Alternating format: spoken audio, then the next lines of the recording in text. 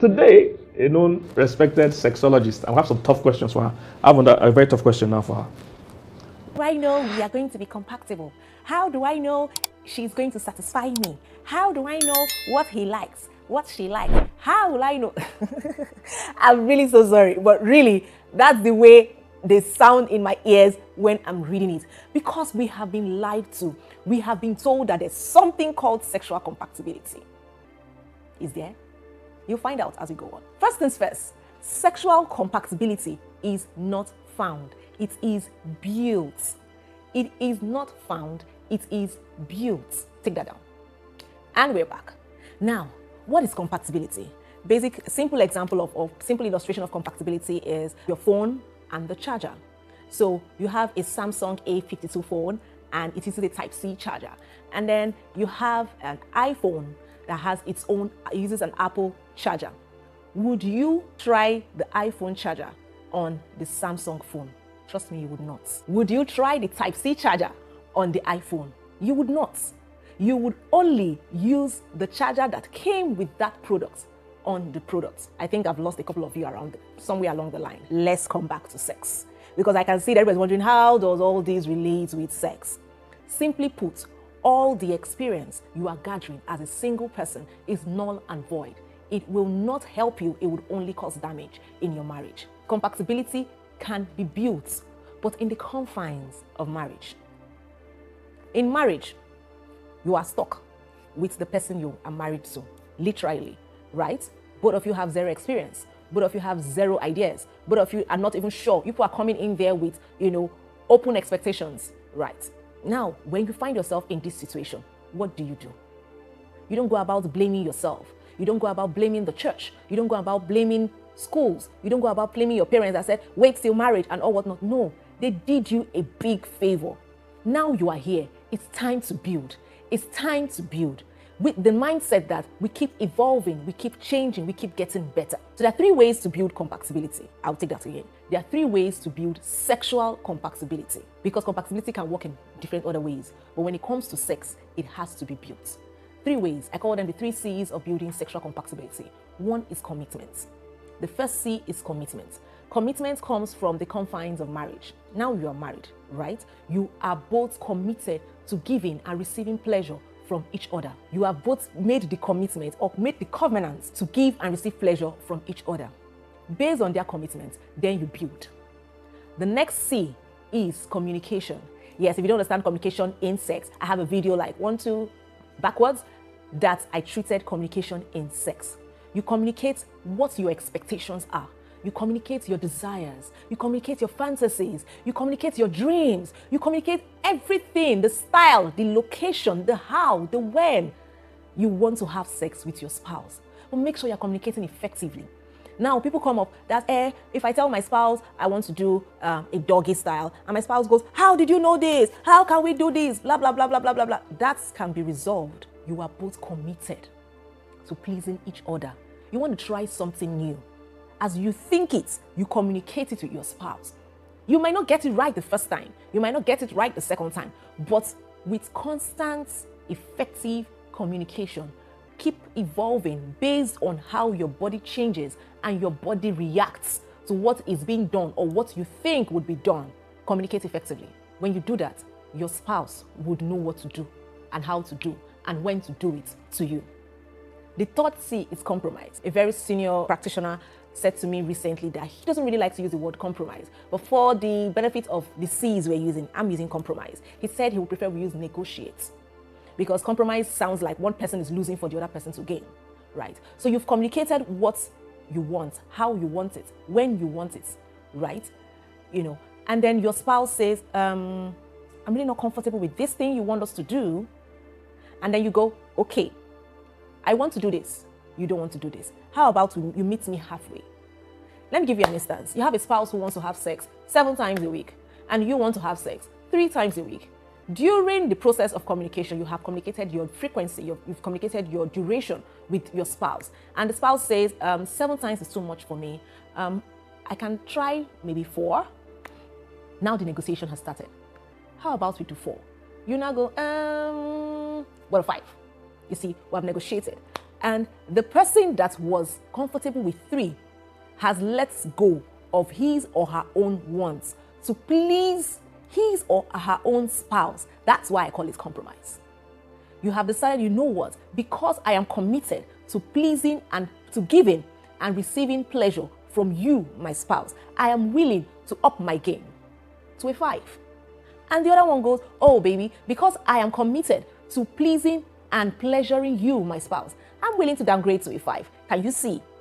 Both had to make a compromise. After negotiating, after communicating effectively. But you see, the foundation of this conversation is commitment. We are committed to giving and receiving pleasure to each other. So it's really not about me. It's about my spouse. It's really not about him. It's about him pleasuring me.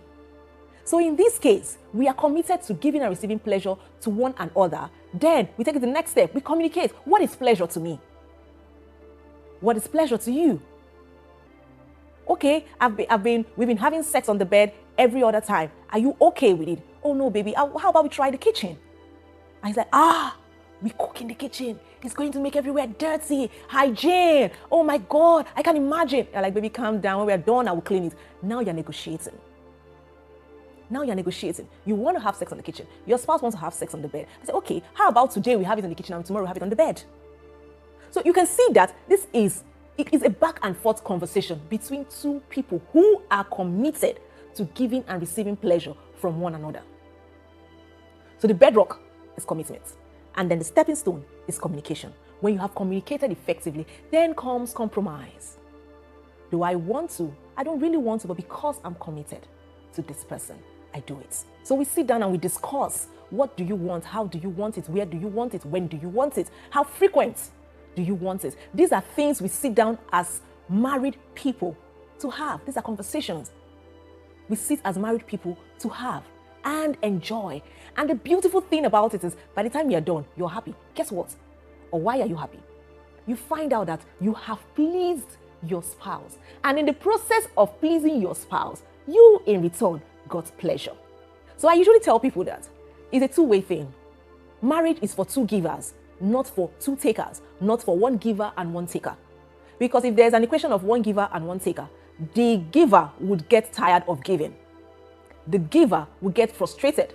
The giver will start feeling used because the other party is just taking and taking and taking. How much can you take?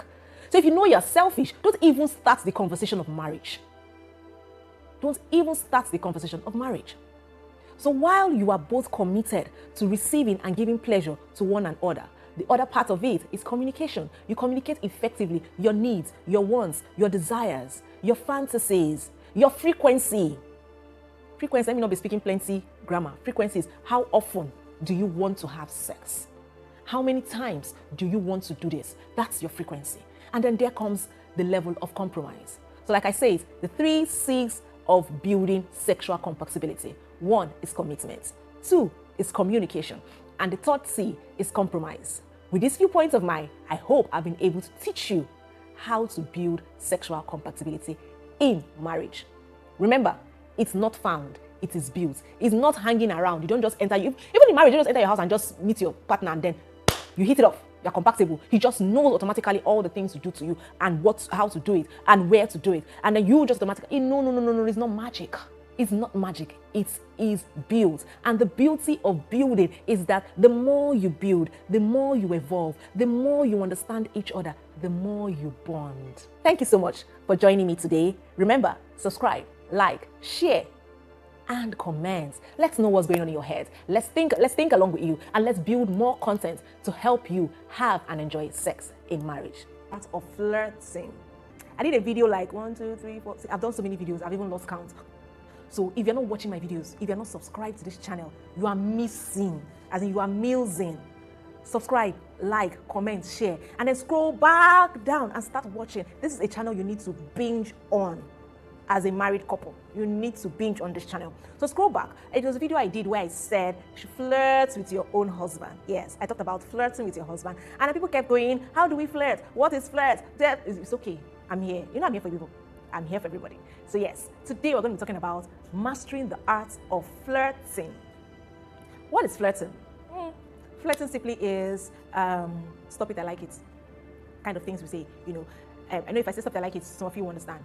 You want something, you don't want to look like you really want it. You don't want the other person to say you are being too forward, so you just give tips here, tips there, little signs, little signals, eye contact here. That's flirting. You want something, but you want your spouse to desire it as much as you do. That is flirting. So you see, flirting is a skill. Flirting is beautiful. Flirting increases dopamine. I'm sure you'd have gotten used to me always saying dopamine here. Yes, dopamine is the main thing, right? Flirting increases dopamine, and we know how good dopamine is. Dopamine makes you long for sex. That's anticipation for sex, the anticipation of your known. That's dopamine. That's what dopamine does for you. So yes, flirting increases dopamine. So today we're going to be studying the art of flirting. I want to start by giving you tips, or will I call it rules, because for every skill, for every system, there's a rule. There's a rule for flirting. So I'll first give you the rules for flirting. I'll give you some, tips for flirting here and there. And then the whole idea is for you to, engage your mind, right? Plan your own, understand your spouse, and then know how to flirt with him or her. Because the way I flirt with my husband is not the way you flirt with your own. I'm not married to your husband. Your husband is not married to me. Vice versa, right? So you need to understand your spouse to be able to flirt with your spouse. So the first tip of flirting is being comfortable in your own skin. Let it sink.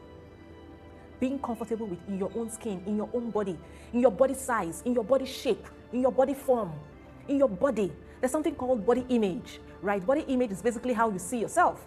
If you see yourself as fat, the world will see you as fat. If you see yourself as skinny, the world will see you as skinny. If you see yourself as bony, the world will see you as bony. But if you see yourself as sexy, guess what? The world will see you as sexy and relates with you in that light as the sexy being that you are, right? So first things first, it's your body, own it. If you're big, oh yeah, I'm big. What else? If people say, oh yeah, my husband likes it like that, why? There's enough flesh for him to hold, for him to squeeze, for him to smoosh, for him to enjoy. You have one pack. That one pack is enough for my wife to put her head comfortably and, be comfortable in your own body. And I would like to put this out there for people that engage in body shaming. Stop it. Men who engage in body shaming their spouses, stop it. It's not okay. Because if the woman is confident in her skin, she would do more. Like I always say here, you look good, you feel good, you give good. If she's not comfortable in her skin, she would not do well with you sexually. She wouldn't. How about you appraise her? How about you encourage her? How about you acknowledge, oh, okay, you put on some weight, but baby, I love you the way you are, but we can do better. You don't start by telling her, you're too fat. Your body is irritating me. See all these stretch marks. Okay, you married her with all her baggage. Can you improve on those baggages? Yes, you can. But your improving on those baggages does not start by you talking her down. I don't want to get upset. It's like my temperature is already going up. So let's come back. It's your body. Own it. And if you are the spouse that your partner has been telling you lovingly, affirmingly telling you that, I don't like this, this doesn't really suit you well and stuff like that, please do what you can. Do what you can to look good for yourself. Because when you look good, your confidence level goes high. And when your confidence level goes up, you will give good. Dress according to your body size. That's a video for another day, so I'm not even going to go there. So number one tip, it's your body, own it and appreciate it. Another ground rule is this. You know that when you are flirting with your spouse, you're telling your spouse that, I want you, I need you, I appreciate you, I acknowledge you. When you start flirting, it doesn't necessarily have to end in having sex, but it should give him or her a good time. So flirting is another way of getting memories, fond memories that you can store, right? So the second tip would be, in your flirting, make sure that you have fun while doing it. The third tip would be, no pressures. Enjoy it while you are at it. Don't start flirting and then maybe something happens along the line and then you just go off and then quarrel starts from there. No. As you are flirting with him or her, right, something might happen. We are humans, human beings, we human. Something might happen along the line. Don't be discouraged. Maintain your level of enthusiasm while flirting. Guess what? If you've never done it before, the first day you do it, mostly the women, the first day you do it, your husband will laugh. You're wondering, what's doing this one? When did this one start? Don't give up. Maintain the energy, because it's the energy you give, it's the vibe you give that he would receive and give you back. So maintain good energy, maintain an enthusiastic vibe for him or her to carry on with that, right? So I'm going to give you a few tips for flirting. Number one, show some skin. As a woman, show some skin. Men are moved by what they see. We are moved by what we hear. So if you give him content, he would appreciate it, he would acknowledge it, and he will affirm you. That's the way it works. So show him some skin. Send him love messages. If you're good in writing, write a good poem. Flirting is not you sleeping naked and expecting that the guy will just know that you want to have sex. No. Flirting could be sleeping naked, and when he comes into the bed, you are awake, you are alert, you look sexy in your skin. There's nothing that irritates a man like a woman that wants to flirt in her skin but is not comfortable in her skin. Remember, one of the rules for flirting is that you need to be comfortable in your own skin. Flirting could be, baby, help me zip up.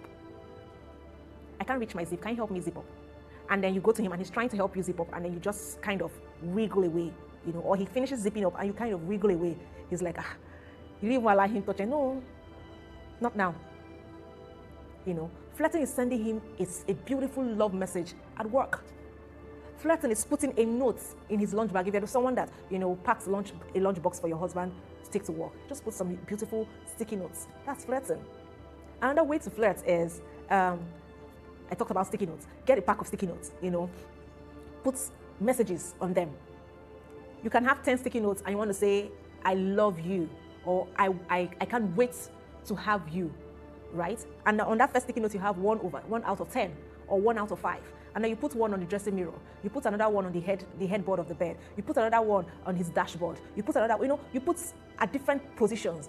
The more, so he know when he sees 1 of 10, he tells him that he has 9 more to go.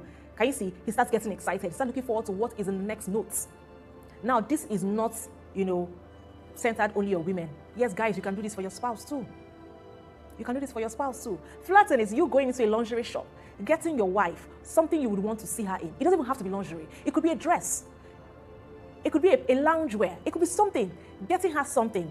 Wrapping it. I know men don't have patience to do it. Yeah. So the fact that you did it gives her some sort of, oh, wow, what's happening here? What does he want? You know, gives her some sort of excitement, some rush of blood, some rush of oxytocin.